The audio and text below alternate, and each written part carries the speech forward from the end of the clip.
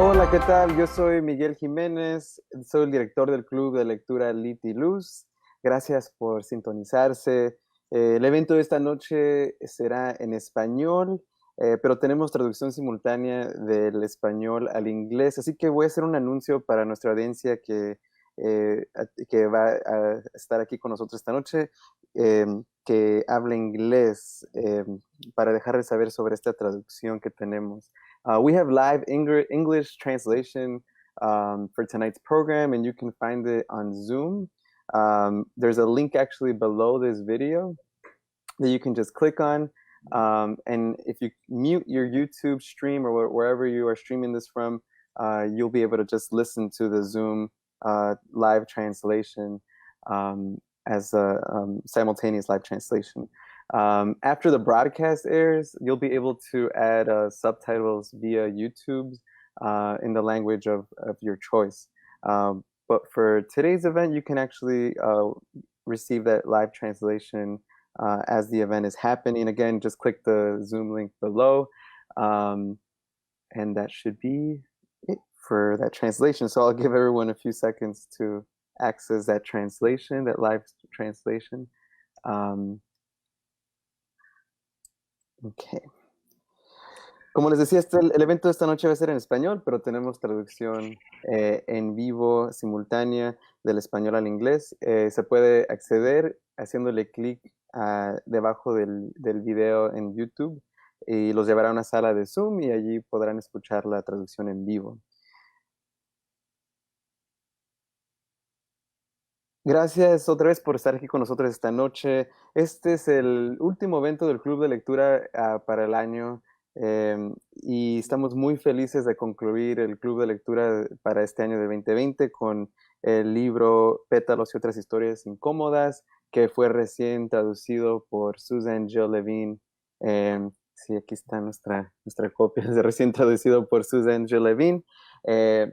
Y tenemos el honor de tener aquí hoy a Guadalupe Nettel con nosotros y invitado a Ado Antonio Díaz Olivas. Así que comencemos esta charla. Después de la conversación entre Guadalupe y Antonio, tendremos una ronda de preguntas y respuestas, así que si tienen cualquier pregunta que les gustaría hacerle a Guadalupe, la pueden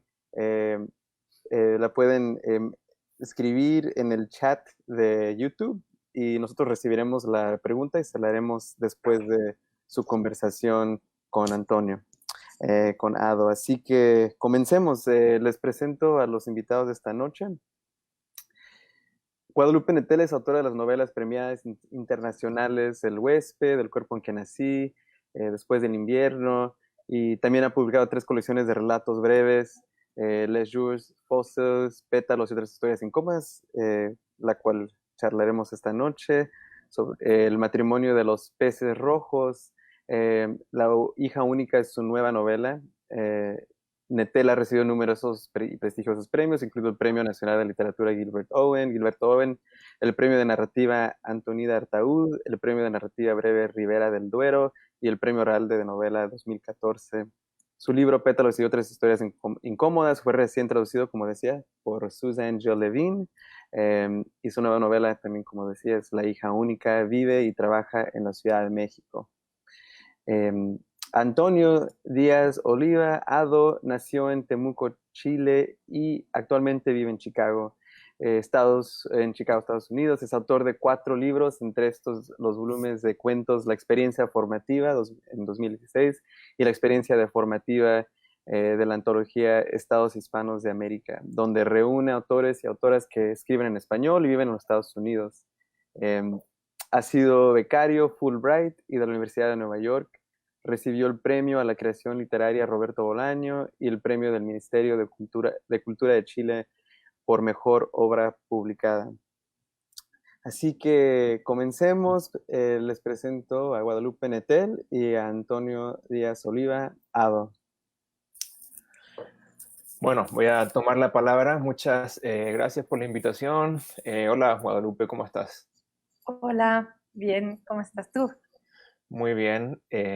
Ya viendo cómo llega acá el invierno en Chicago. Y bueno, muy feliz de estar hablando sobre este libro que salió el 2008, ¿no? En español y que tiene otro título, se llama Pétalos y otras historias incómodas. Entonces, bueno, felicitaciones primero por esto y también por la hija única, porque como sabemos, presentar libros en pandemia es algo muy extraño, pero por lo menos ahora todos y todas podemos acceder a Planeta Zoom y estar y compartir y dialogar. Me gustaría empezar y preguntarte por tu relación con el cuento, con el género y específicamente con una anécdota que leí por ahí o vieron alguna entrevista en YouTube que tiene que ver con Edgar Allan Poe y la manera en que llegaste a Edgar Allan Poe y cómo eso también se vincula un poco con uno de tus temas, que es el cuerpo, ¿no? Entonces tal vez para entrar al cuento podrías contarnos cómo llegaste a Edgar Allan Poe.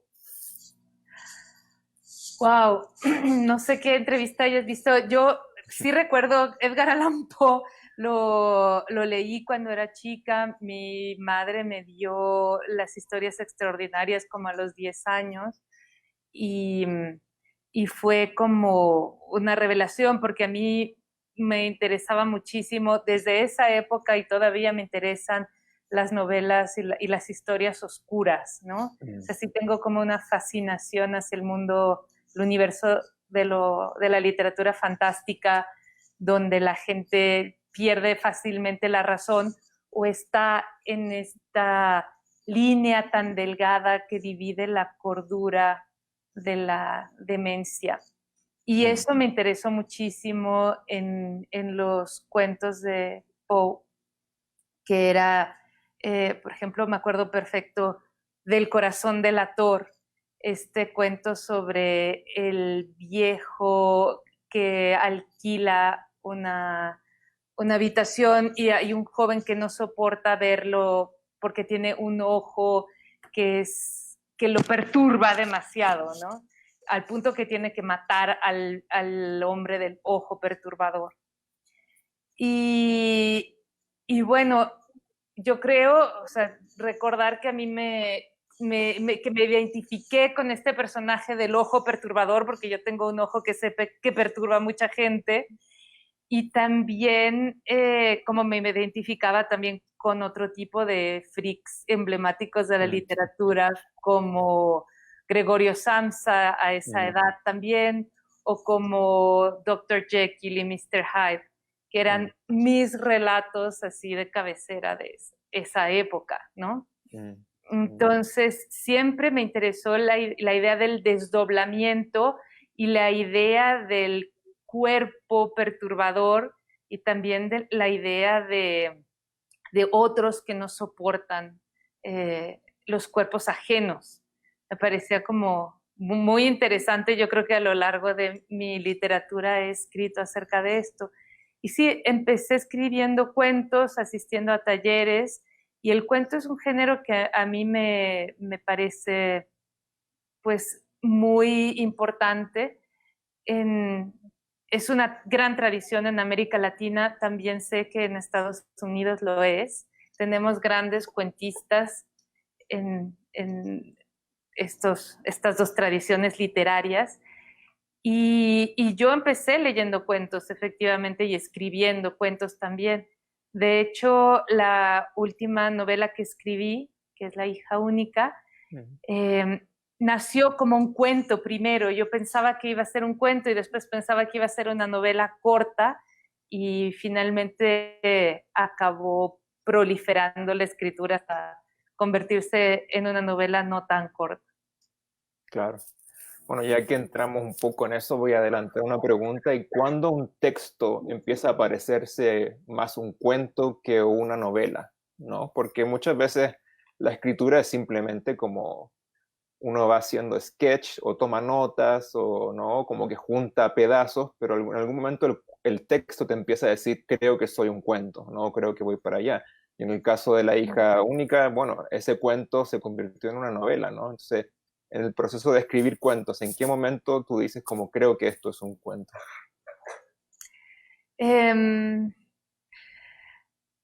Cuando yo creo que casi siempre empiezo pensando en mis historias como cuentos y que es hasta más tarde cuando ellas se revelan como novelas, cuando ya más personajes entran en juego, cuando no hay solo un punto de vista, sino varios puntos de vista, varias historias se empiezan a entretejer. En un cuento como que sigues una unidad y te enfocas sobre todo en un solo personaje, o a mí me pasa, es difícil encontrar cuentos en los que haya diferentes puntos de vista de distintos personajes. Pero cuando algunos de estos personajes cobran suficiente fuerza o presencia y exigen contar sus propias historias, entonces ahí ya no estamos en el terreno o en el territorio del cuento, sino nos pasamos al de la novela, ¿no? Mm, mm. Bueno, hay varios conceptos que se pueden sacar de tu literatura, pero a mí los que me interesan son un poco como lo excéntrico y también lo cotidiano, porque creo que son dos conceptos que este año han sido un año en que lo cotidiano se ha vuelto nuestras casas, se ha vuelto Zoom, ¿no? Y lo extraño o lo excéntrico es algo que se está revirtiendo, ¿no? Creo que en esto que llaman la nueva normalidad, cosas que el año pasado podrían haber sido extrañas, para hoy nos parecen normales, ¿no? Y creo que tus personajes siempre han estado alrededor de esos dos conceptos, ¿no? Siempre han estado más bien puertas adentro y siempre han estado un poco al borde de cosas más bien extrañas, aunque bueno, tal vez podríamos también discutir un poco el concepto normal, ¿no? Porque yo creo que todo el mundo es un poco raro si se les mira de cerca, ¿no? Pero Exacto. creo que, no sé, si me puedes contar un poco estos dos como conceptos que yo me imagino que obviamente no los piensas, sino que te salen cuando escribes nomás, ¿no? Bueno, creo que el hecho justo de haber nacido con una diferencia notoria en el cuerpo, una diferencia física y también de percepción, porque prácticamente no puedo ver con este ojo y cuando era niña me ponían un parche en el ojo que sí ve bien. Entonces, mi día se dividía a la mitad entre un universo muy nebuloso, como si viviera dentro de un mundo lleno de vapor y en el que tenía que enfocarme en otro tipo de percepciones, entre ellas lo instintivo, los sonidos, los olores, etcétera. Y después, como hacia las 5 de la tarde me quitaban el parche y de repente se revelaban ante mí todos los detalles que no podía ver con el otro ojo, ¿no? Las hojas en los árboles, la forma de las nubes, líneas tan delgadas como las de la huella digital, todo eso aparecía en mi conciencia. Y entonces estar cambiando de una manera de ver el mundo a otra hizo que me fijara en otro tipo de cosas, pero también hizo que sintiera como la observación de los demás de una manera mucho más atenta y fuera también más sensible a su juicio sobre mi persona y a sus juicios estéticos, ¿no? O sea, y que de repente me situara en un papel de la persona diferente, la persona con un rasgo muy notorio. Esto que algunos sociólogos han llamado, y a mí me gusta la palabra, por eso lo utilizo, como el ser liminal o el monstruo, ¿no? Entonces, desde niña me ha interesado, me he interrogado por el asunto de la normalidad. ¿Qué es la normalidad y qué es la anormalidad? ¿No? Ahora hablamos de la nueva normalidad y nos da risa eso, pero, porque da risa, o sea, es obvio, pero en realidad, ¿qué era la vieja normalidad? ¿Qué era la normalidad? ¿No? O sea, simplemente lo que tenemos ya asumido como por default y ahí está siempre. Pero si nos enfocamos o nos ponemos a ver muy de cerca esa vieja, nueva o lo que sea normalidad, nos daremos cuenta de que nada es siempre igual, que todo el tiempo se están cambiando las cosas, hay modificaciones, pequeñas diferencias.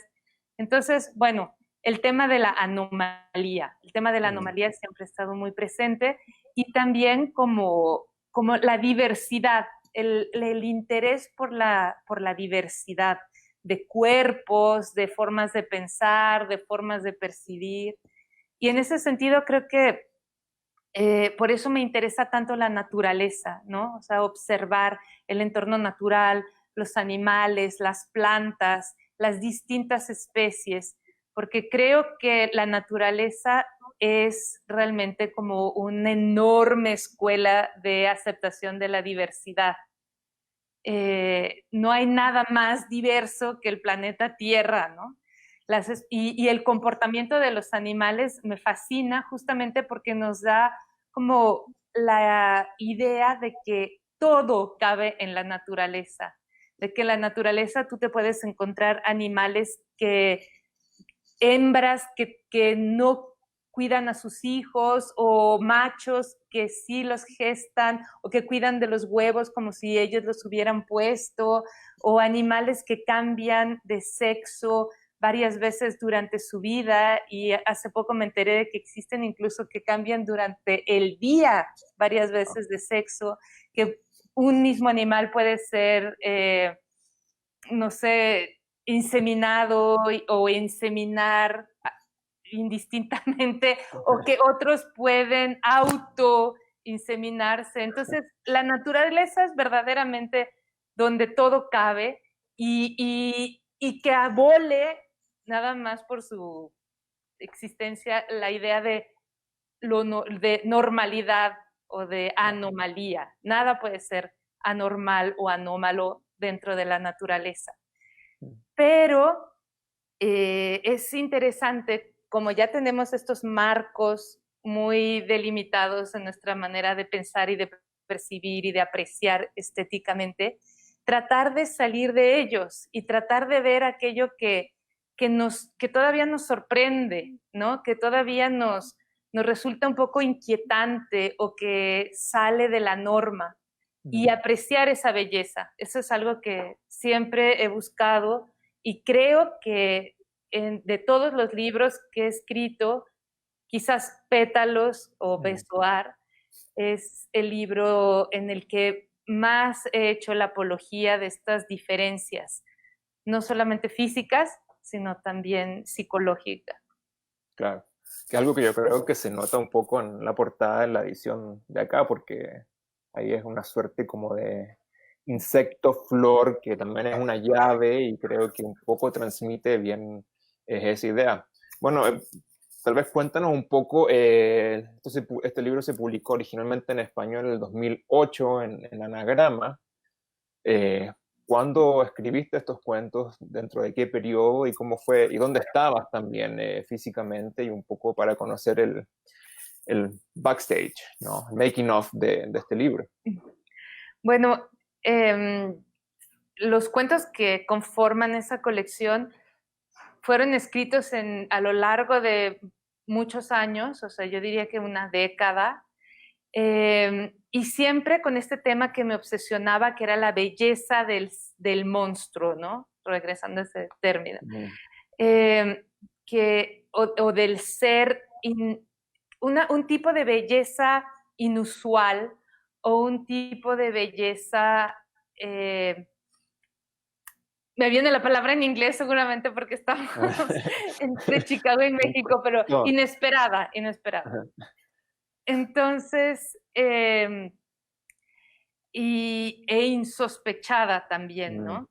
Entonces, quería como, es una especie de galería de monstruos hermosos para mí, ¿no? Cada uno de ellos. Y de hecho, por ejemplo, en algunos cuentos como el que abre la colección, que es Ptosis, hay dos seres que es un encuentro entre dos seres anómalos, ¿no? Una chica que tiene un párpado muy caído y que no acepta su diferencia y que quisiera cambiarse para normalizarse, y un obsesionado de los párpados que busca párpados insólitos, extraños, y que se enamora de ella justamente por su anomalía que ella quisiera erradicar. Entonces, en cada uno de los cuentos vamos viendo personajes que se interesan por seres extraños o que son ellos mismos seres extraños. Y bueno, algo que me gusta mucho de tus cuentos en general es que justamente un poco como que humanizas a los monstruos y monstruarizas a los seres humanos, ¿no? Creo que ahí hay siempre un juego de que, volviendo a lo que estabas diciendo, creo que al final normalidad y anormalidad son dos palabras que se contienen a sí mismas, lo único que la distingue es que hay una A en una, ¿no? Pero están ahí y siempre tus personajes están viendo al otro con envidia también. Siempre están buscando una forma de escaparse de sus vidas, de su cuerpo. Siempre hay como una cierta forma en que se proyectan dentro de la otra edad o de la otra persona, ¿no? Sí, ¿Crees que están escapando de algo tus personajes y siempre están buscando eso? hay como sí, como una idea de que, o sea, hay el epígrafe de uno de los cuentos que se llama Bonsai, resume bien esta idea, ¿no? El epígrafe dice, somos como árboles bonsai. Ni una hojita puede crecer en libertad sin ser viciosamente cercenada. Tan estrecho es nuestro ideal de apariencia. Entonces está la idea de que somos hermosos tales y como somos, como una planta es hermosa aunque no se parezca a un ideal de planta, como un árbol es hermoso aunque no se parezca a un ideal de árbol, como una obra de arte es hermosa por ser única e irrepetible, pero no nos damos cuenta de nuestra belleza. Lo que queremos es uniformizarnos, estandarizarnos, convertirnos en seres invisibles, que ningún rasgo o hojita crezca en libertad, ¿no? Entonces está esta como idea un poco de qué tristeza que no sepamos ver quiénes somos realmente, ¿no?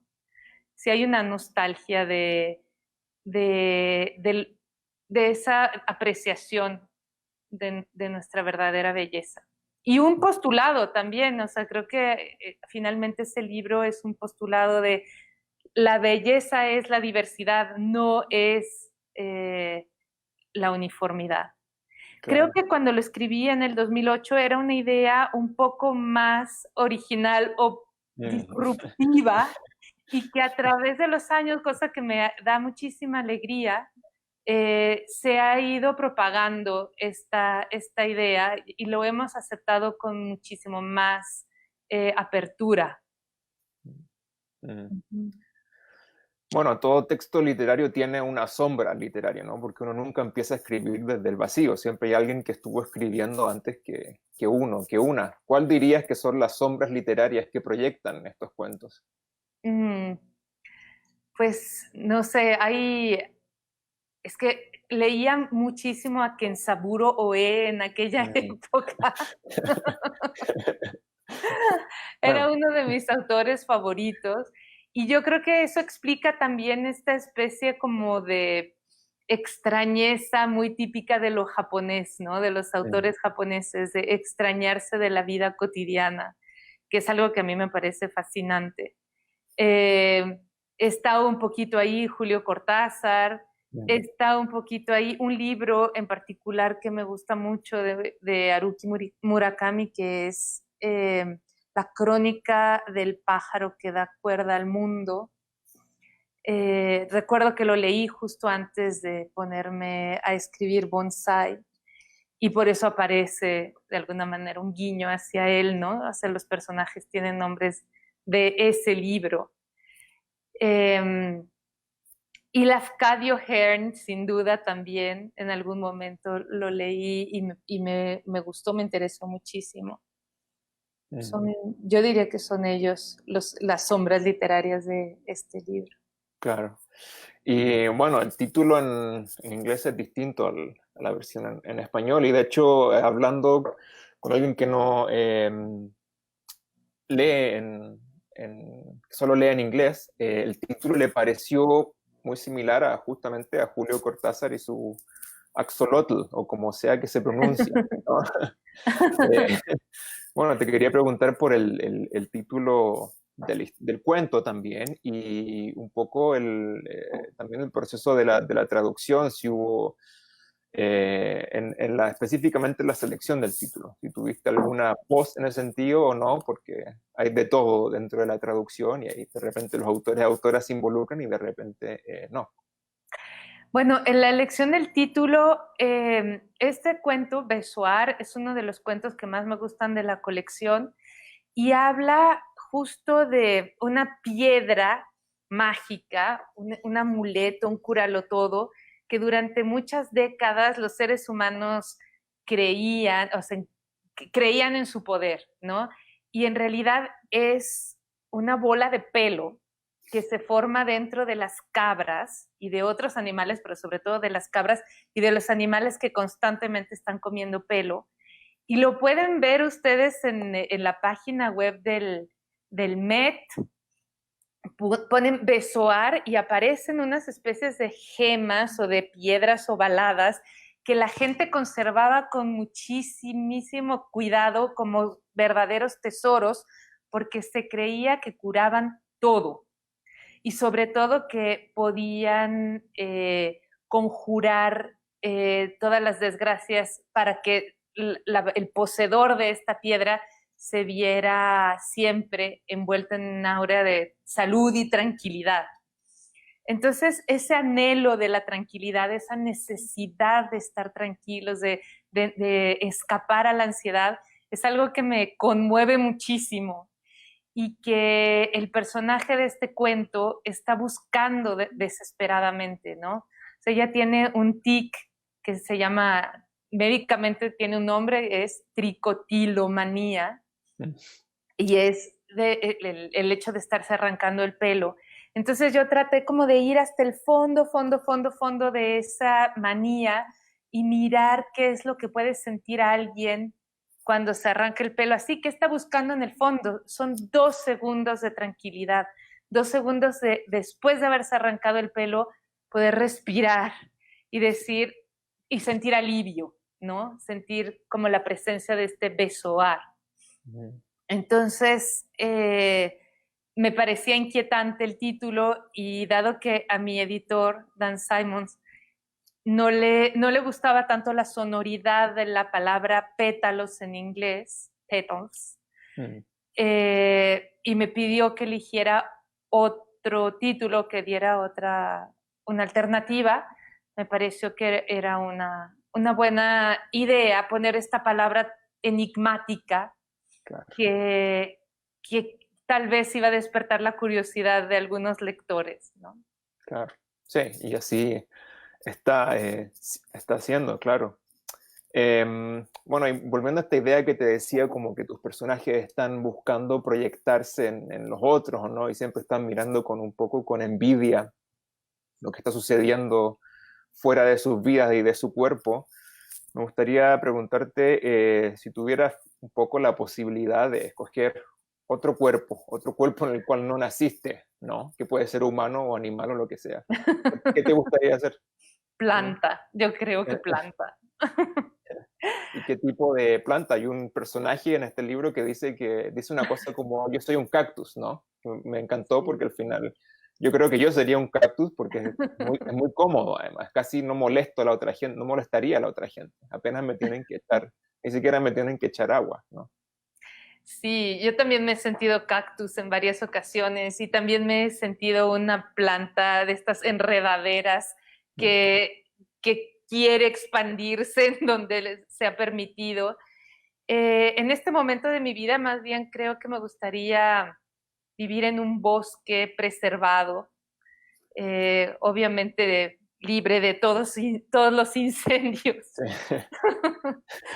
Pero sí, en un bosque muy preservado y ser un árbol y vivir en una comunidad de árboles muy altos, tipo secuoya o baobab o algo así. Pero tengo nostalgia de bosque y de comunidad de árboles, sobre todo desde que me enteré de que se pueden comunicar entre ellos con unos compuestos orgánicos volátiles que lanzan y hay comunicación entre las plantas.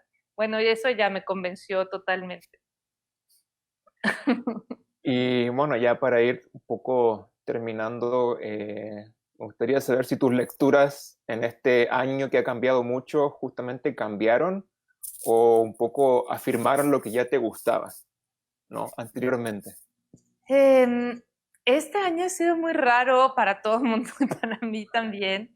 Y lo que más me ha atraído, me llama muchísimo la atención, es que he vuelto a las lecturas fantásticas. Quizás es una manera justo de escaparse de la realidad, ¿no?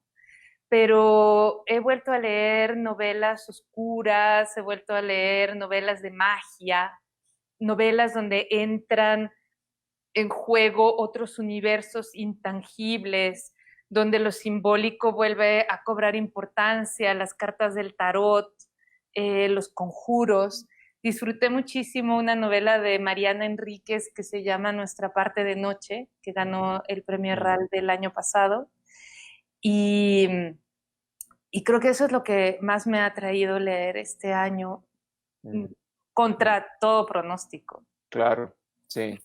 Es interesante porque yo creo que un poco este es el año en que la realidad se ha vuelto irreal un poco, ¿no? Entonces creo que leer lo que se llamaba como género, terror y ciencia ficción, este año se ha vuelto a leer género realista, ¿no? Y creo que todo el mundo está un poco dentro de eso. Pero nada, bueno, muchas gracias, Guadalupe, por esta conversación y también a Miguel y a toda la gente, al equipo. Y aquí está el libro que lo pueden encontrar por lo menos en Chicago, ojalá en las librerías independientes como la de Pilsen. Y te voy a dejar con Miguel y con las preguntas de la gente. Y nada, muchas gracias. Thank you. Gracias a ti y a todos los demás.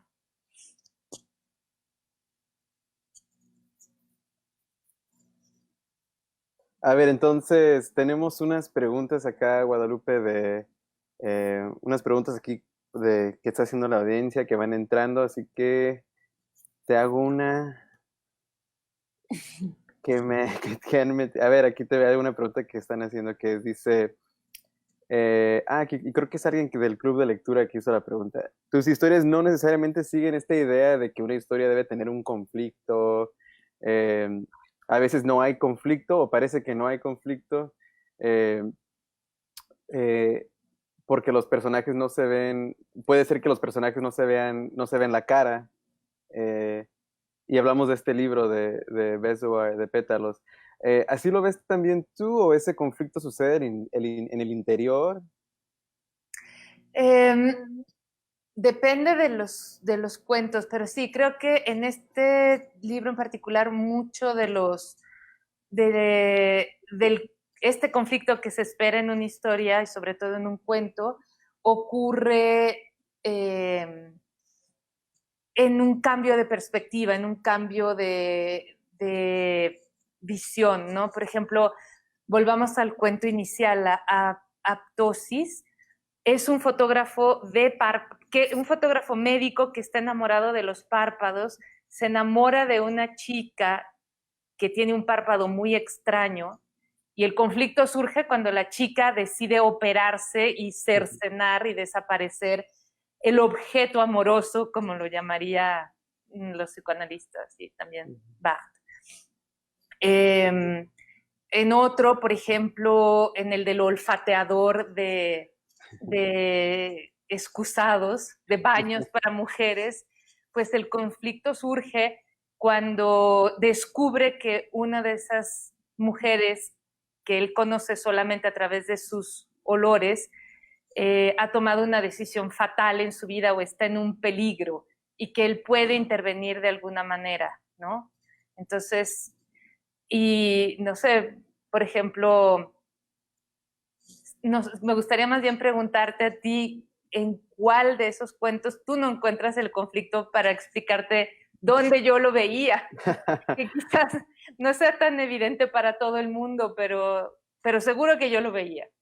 Sí, yo creo que sí, ¿verdad? Yo creo que la pregunta quizás viene de que esperamos un conflicto que es más obvio, ¿no? Donde, por ejemplo, como en ese cuento del olfato, ¿no? De que nunca se ven, ¿no? O nunca se ven la cara. Bueno, él sí la ve a ella, pero nunca quizás se pueden ver así. No tiene una conexión, una conversación. Y yo creo que quizás de ahí viene esa pregunta, pero creo que estoy de acuerdo contigo, ¿no? Que sí, que el conflicto sucede a veces en el interior, ¿no? Eh, aunque no se vean. Bueno, viene otra pregunta que está relacionada, yo creo. ¿Qué, hablabas de esto, yo creo que con Ado, ¿no? Sobre la decisión de escribir un cuento o convertir un cuento en una historia más grande, una novela. La pregunta que hacen es, ¿qué hace que una historia o un cuento sea completa para ti?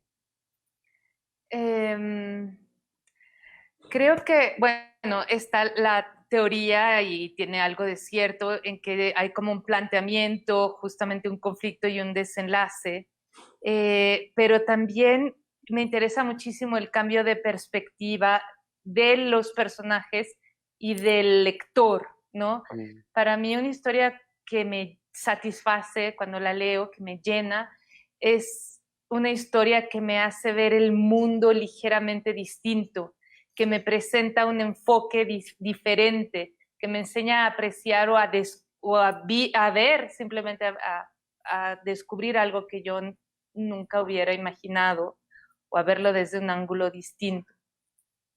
Ah, ok. Pero claro, o sea, todo tiene que ver para que eso ocurra, ¿no? Es como se tiene que producir toda una conjunción de elementos, personajes suficientemente sólidos y con los que te identifiques o que de alguna manera te perturben o en los que creas un buen ritmo en la escritura y en la lectura, un tono. El tono es importantísimo porque es lo que es esa voz, ese canto que te seduce y que te parece digno de prestarle atención. Es como cuando en medio de una muchedumbre escuchas una voz a la que quieres seguir, ¿no? Que te seduce justamente el tono. Son muchas cosas las que tienen que coincidir para que una historia sea completa o la sintamos así. Sí, no, y hablando del tono en ese cuento de Besoar, que en el club de lectura fue uno de los favoritos, ¿no? Por esa misma razón que el tono, la voz de la narradora se siente, ¿no? Se siente y captiva al lector. Fue la experiencia que tuvimos nosotros con eso. Y justo viene una pregunta relacionada también a esta idea de la producción de un cuento, como hablabas, ¿no? La pregunta dice, eh, los finales de estos cuentos parecen perfectos destinos. ¿Escribes el final primero o ya lo tienes imaginado? Eh, Depende de cada historia. Hay historias en donde pienso que un final, que va a llevar un final y después me doy cuenta de que no. En realidad creo que la historia es la que exige el final y que está muy bien partir de la idea de que tenemos el final Ujú. y encaminarnos hacia allá, pero también está muy bien si a mitad de la historia nos damos cuenta de que sería más interesante encaminarla hacia otro rumbo, cambiar completamente de rumbo. A mí algo que me gusta mucho de la escritura, por lo menos como yo la vivo, es la idea de lo inesperado, la irrupción de lo inesperado dentro de la historia y permitir que no sea yo quien controle todo el tiempo y que lleve las riendas, sino que a veces le permita cambiar completamente los planes. Eh, Me parece que casi siempre es por el bien de la historia cuando esto ocurre. Y claro, o sea, nada nos impide que si ese camino inesperado no nos gusta, regresemos al camino principal, al planeado, ¿no? Sí, justo te escuchaba ahorita hablar sobre eso, el final, ¿no? Y el escoger qué sucede. Hablaban muchos en el club de lectura sobre el final del cuento de Bezoar, que no lo revelo porque luego se enoja la audiencia, pero ese sí fue como uno de los finales que queda un poco más abierto, ¿no? Que no sabemos exactamente qué sucede. Ese cuento, ese final, ¿lo decidiste así a propósito, ¿no? Con esa idea de dejarlo abierto Ujú. o sí está concluido en tu cabeza, ¿no? No, sí quería dejarlo abierto porque no me parecía, o sea, me parecía que la historia era suficientemente completa como estaba, ya lo que había ocurrido entre ellos dos, lo importante ya había ocurrido entre Víctor y la narradora, y que lo que pasara después no era tan importante. Y sí tenía como ganas de crear ese suspenso que acabara en esta especie de acantilado con esta neblina y esta interrogante, ¿no? Pero ella lo tiene bastante claro que dos seres iguales no caben en el mundo.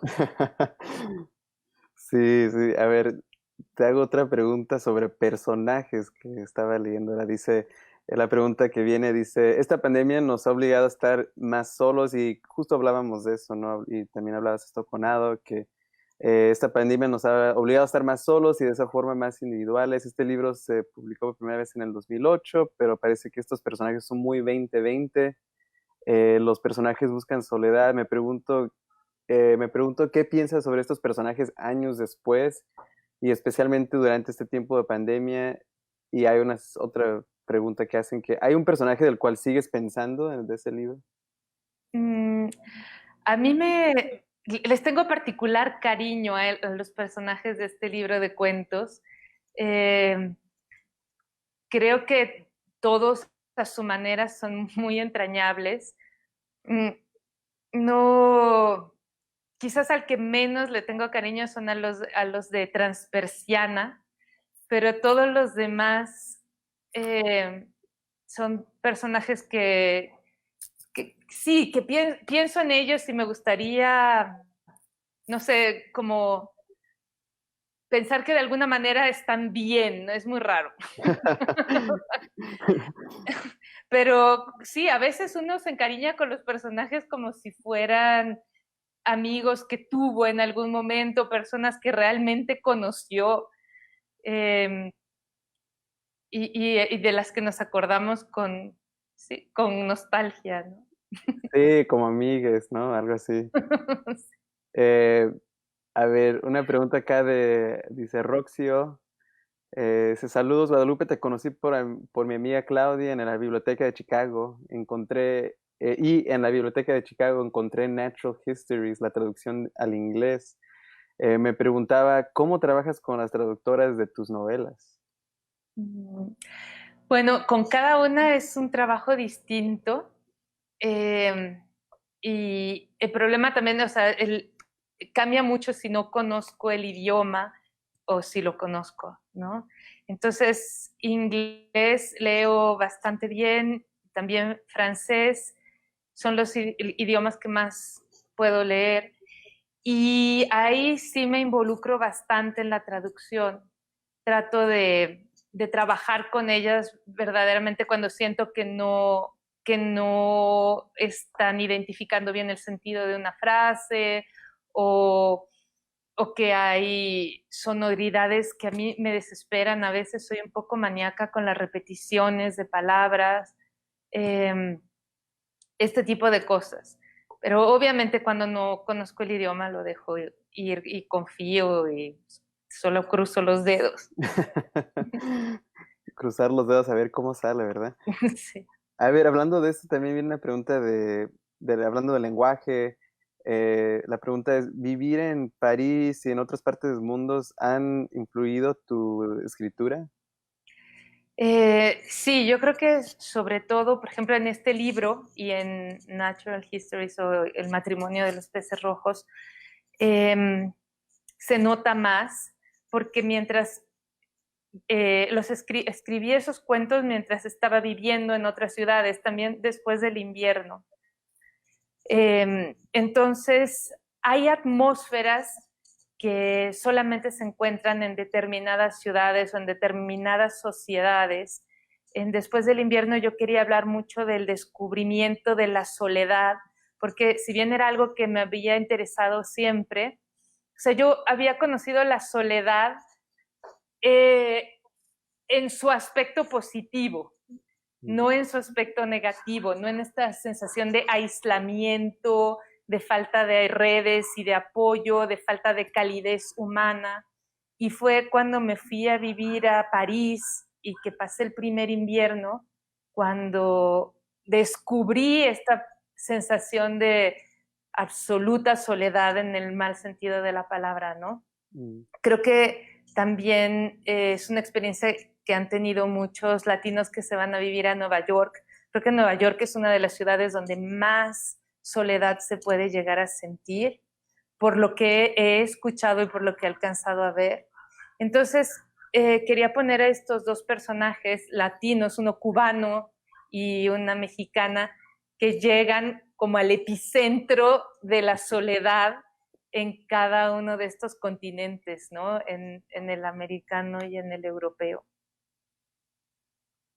Y bueno, Pétalos, pues hay historias, por ejemplo, Besoar lo escribí mientras vivía en Barcelona, y de alguna manera, pues sí, se siente que es una ciudad muy distinta, que no es México. Sí, justo en este libro, para los que no lo han leído, que los que van a leer el libro, hay un cuento muy bonito, ¿no? De un personaje que busca la soledad, ¿no? Que quiere esa soledad.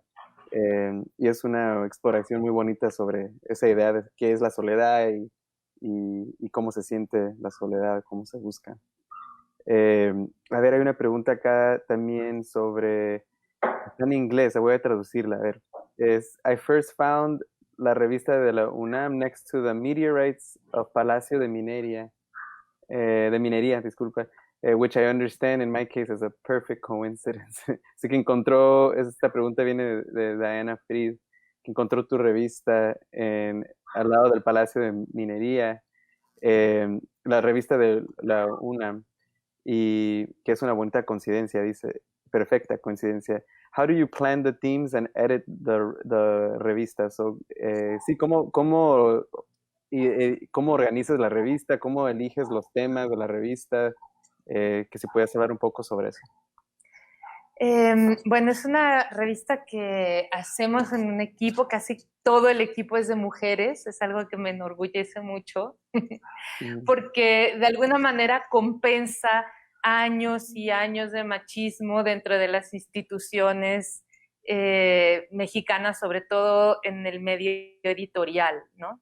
Esta misma revista que tiene más de 80 años de existir, ha tenido solamente 2 directoras mujeres. Y la anterior fue Julieta Campos, ya se imaginarán en qué época, ¿no? Wow.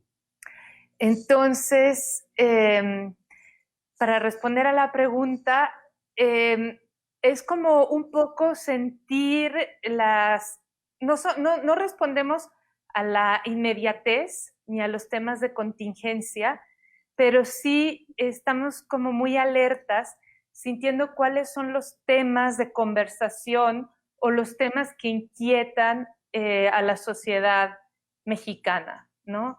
Entonces, uno de ellos, por ejemplo, es el feminismo, pero también el año pasado hicimos un número hermoso sobre resistencias de los pueblos originarios, desde Alaska hasta la Patagonia. Contactamos a líderes de estas resistencias que no forzosamente escribían, ni menos en español o en inglés, y tratamos como de establecer un panorama de estas resistencias. Lo mismo hicimos con el feminismo. Nos interesa mucho dar una idea panorámica de estas luchas en el continente, y a veces fuera de él, ¿no? También en el número de feminismos hablamos sobre feminismos en China y las persecuciones a las feministas que son tremendas allá, o del mundo árabe también, pero casi siempre nos enfocamos en el continente americano. Y los temas van surgiendo, algunos ya están muy en la mesa de discusión, como el racismo, que fue uno de los temas más recientes, pero también tratamos de que haya una especie de contrapunto o de contraste con temas más literarios, como la risa, que es un tema que a mí me parece muy importante. Justo ahora que estuvimos encerrados, todos confinados y agobiadísimos por la pandemia, pensando en temas como el racismo o como los abusos de la policía, etcétera, teníamos que tener un par de números que fueran un oasis dentro de todo ese agobio. Y justamente fue cuando intentamos hacer este número sobre la risa o sobre el sexo. Qué bien, hablando de ese oasis, de la risa, te hago la última pregunta. Charlábamos hace un par de meses, yo creo, con Valeria Luiselli, hablábamos sobre eh, la necesidad de encontrar como un entusiasmo para poder escribir. Así que te hago la pregunta a ti, ¿cómo encuentras entusiasmo en estos días difíciles, estos meses, este año difícil para poder escribir, ¿no? Creo que más que nunca lo que tenemos que hacer o donde se podemos encontrar como un oasis o un remanso es en el presente, en el día a día, en, no sé, la risotada que nos arrancó, no sé, el vecino o yo qué sé, el que vino a traer las verduras o este tipo de placeres muy cotidianos, de apreciarlo, ¿no? Apreciar que nos podemos reír todavía, eh, burlarnos de nosotros mismos, encontrar un poquito de ligereza suficiente como para reírnos de nuestro agobio también, ¿no? Obviamente en la lectura, en placeres como escuchar música a un volumen suficientemente alto como para vibrar con todo el cuerpo, o leer poesía en voz alta, y los que podemos salir a la naturaleza. Yo creo que la naturaleza es un absoluto bálsamo curativo. Este año para mí ha sido como el lugar donde he podido realmente encontrar una especie de asidero y y revitalizarme. Yo estoy segura de que no soy la única persona que lo ha vivido así, pero pues somos muy afortunados los que todavía podemos salir al bosque o al mar y sentir esta enorme fuerza de la naturaleza que es más fuerte que todos nuestros pensamientos negativos, que nuestros políticos, que nuestras sociedades podridas, que todos los virus, ¿no? Sentir esta grandeza y refugiarnos en ella porque es nuestra casa. Entonces, yo creo que eso es lo que tengo que responder al respecto. No, pues qué bonito.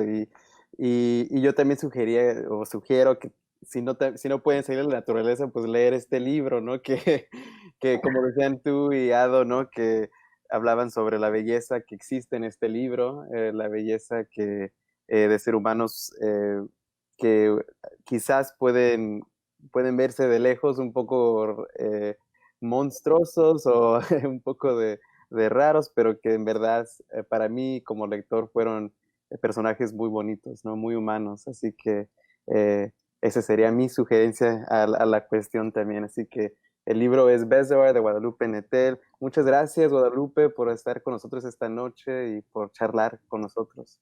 No, gracias a ustedes, de verdad. Muchas gracias. También le quiero agradecer a Ado. El libro de Ado es la experiencia deformativa o las experiencias con Suburbano Ediciones. Eh, Muchas gracias a Guadalupe Nettel, a Ado. Thank you both. Voy a hacer un anuncio en inglés y luego también en español. Gracias a todos también por sintonizarse esta noche. Se los agradezco mucho. Thanks everyone for being here tonight. This was the last book in the Lit and Loose book club. We'll continue to stay in touch with everyone. So if you would like to keep in touch with us too, make sure to sign up, and you can sign up at litloose.org. This is the last book club conversation, but we will. You can actually find our conversations and all our talks with authors on our Lit and Lose YouTube page. So you can quickly search that, just Lit and Lose on YouTube, and you'll find all our conversations with authors like the one we had tonight. Ese es el último libro de Club de Lectura por el año 2020, pero pueden encontrar nuestras charlas con todos los escritores en nuestro canal de YouTube. Así que muy fácil, solo tienen que buscar Lit Luz en el YouTube, y allí saldrán todos nuestros videos que tenemos, que creo que son 5 o 6 charlas con escritores, pero también tenemos todos los eventos del festival que acabamos de tener hace una semana, así que también pueden encontrar todos esos videos por nuestro canal de YouTube. Muchas gracias, que tengan buenas noches. Thank you all, have a good night. And until next time, hasta la próxima. Hasta luego. Gracias. Hasta luego.